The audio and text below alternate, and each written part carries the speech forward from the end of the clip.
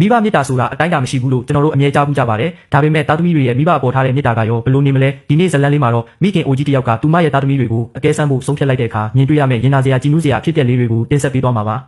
ဇလန်းရဲ့အစမှာအဖွားအိုဟာရွာလူကြီးစီကနေသတင်းကောင်းတစ်ခုကြားသိခဲ့ရပါတယ်အဲ့ဒါကတော့နိုင်ငံတော်ကနေအမြန်ရထားလမ်းဖောက်လုပ်ဖို့အတွက်သူတို့ရဲ့မျိုးရိုးစင်ဆက်နေထိုင်လာတဲ့အိမ်ဟောင်းနေရာကိုတင်းယူလိုက်ပြီးရော်ချင်းငွေအဖြစ်ရွှန်၈တန်းမြန်မာငွေကျပ်သိန်းပေါင်းတောင်းချီနဲ့မျိုးပေါ်ကဆိုင်ကန်းကြီးနှခမ်းကိုပေးအပ်လိုက်တယ်ဆိုတဲ့အကြောင်းပဲဖြစ်ပါတယ်ရွာလူကြီးကဒီလောက်များပြားတဲ့ပိုင်ဆိုင်မှုတွေကိုသားသမီးတွေကိုချက်ချင်းအတိပေးဖို့ပြောပေမဲ့အဖွားအိုကတော့ပြက်ပြက်တသားပဲညှင်းဆန်ခဲ့ပါ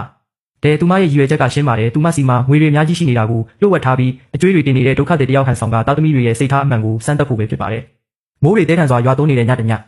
အပြင်မှာအရန်ချမ်းအိမ်နေပေမဲ့အဖွားအိုရဲ့ရင်ထဲကအေးတန်လောက်တော့မပြင်းထန်နိုင်ပါဘူးရေတွေရွှဲရွှဲဆိုနေတဲ့အဖွားအိုဟာချမ်းသာပြီးတိုက်ခန်းကောင်းကောင်းနဲ့နေတဲ့သားအကြီးဆုံးဖြစ်သူရဲ့အိမ်ကိုဒုက္ခတွေတယောက်လိုရောက်လာခဲ့ပါတယ်သားဖြစ်သူကိုတွေ့ချင်းပဲအမေတော့လိန်လေခံရလို့ရှိသမျှငွေတွေကုန်ပြီးဆွေမျိုးတွေစီကနေပါအကျွေးသိန်း20တင်နေပြီးအကျွေးရှင်တွေလိုက်နေလို့ကဲပါအောင်လူတနာဆောက်ွယ်ပြောပြခဲ့ပါတယ်ဒါပေမဲ့သားကြီးကတော့မိခင်ကိုတနာရမယ့်အစားဒေါသတကြီးနဲ့အော်ဟစ်ဆဲဆိုပါတော့တယ်အဖွားအိုဟာထမင်းပူပူလေးမစားရတာရက်အတော်ကြာပြီမို့ဒီညတော့သားအိမ်မှာအိပ်ပါရစီလို့တောင်းပန်ရှာပါတယ်ဒါပေမဲ့တွေးအေးလို့နဲ့သားကတော့အမေရဲ့ဖက်နှက်ကရှုံ့နေကြောင်းသူ့ရဲ့ဈေးကြီးတဲ့တိုးမွေးကော်စောညစ်ပတ်သွားပြီလို့အပြစ်တင်ခဲ့တယ်လို့အမေစီကလူအိုနန်းထွက်တယ်ဆိုပြီးတော့ပါယွန်ရှာခဲ့ပါတယ်သူ့မိန်းမမွေးထားတဲ့အိမ်မွေးခွေးကတော့အမေထက်အဆင့်တန်းရှိတယ်လို့ရဲဆက်ဆက်တွတ်ထွက်ခဲ့ပါတယ်အမေဖြစ်သူကအိမ်ထဲမှာမအိပ်ရရင်လာတာဆောင်ဝရန်နာမှာပဲအိပ်ပါရစီလို့ထက်တောင်းပန်ပေမဲ့ဝရန်နာမှာသူ့ဆိုင်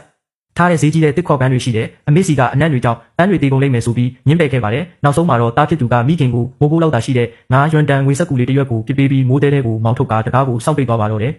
အားကိုးရမဲ့သွားတဲ့အဖွားအိုဟာမိုးရီတွေထဲမှာခြေဦးတဲ့ရာလျှောက်သွားရင်နောက်ဆုံးမှာတော့တားအငင်နဲ့ချွေးမဖြစ်သူလို့ဖွင့်ထားတဲ့စင်းရဲနွမ်းပါတဲ့ပေါက်စီဆိုင်လေးကိုရောက်သွားပါတော့တယ်ချွေးမဖြစ်သူဟာတကားဝမှာမိုးရီတွေရွှဲရွှဲဆိုနေတဲ့ရောက်ခမဖြစ်သူကိုမြင်မြင်ချင်းပြပြတယ်လေအပြေးလောလာခေါ်ပြီးအိမ်ထဲကိုတွဲခေါ်သွားပါတယ်ချက်ချင်းပဲမျက်နှာတုပ်ပွားလေးနဲ့ရေတွေတုပ်ပြီးသူတို့ဆိုင်ကနှွေးထွေးတဲ့ပဲနို့ပူပူလေးနဲ့အခုမှကြက်ခါစာအသားပေါက်စီတွေကိုယူလာပြီးရောက်ခမကိုပြုစုပါတော့တယ်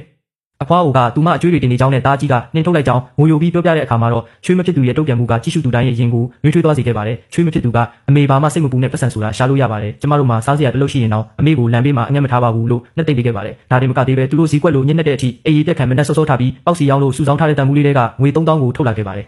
ဒီငွေဟာသူတို့သမီးလေးចောင်းလာခသွင်းဖို့စုထားတဲ့တွေးထွက်အောင်ရှာထားရတဲ့ငွေလေးတွေပါဒီငွေတွေကိုအမေရဲ့အကျွေးဆက်ဖို့အတွက်မဆိုင်မတွပေးအပ်လိုက်တဲ့အခါမှာတော့အဖွားအိုရဲ့မျက်ရည်တွေဟာဝမ်းနဲ့လို့မဟုတ်ပဲဝမ်းသာပီတိကြောင့်ကြာဆင်းလာခဲ့ရပါတော့တယ်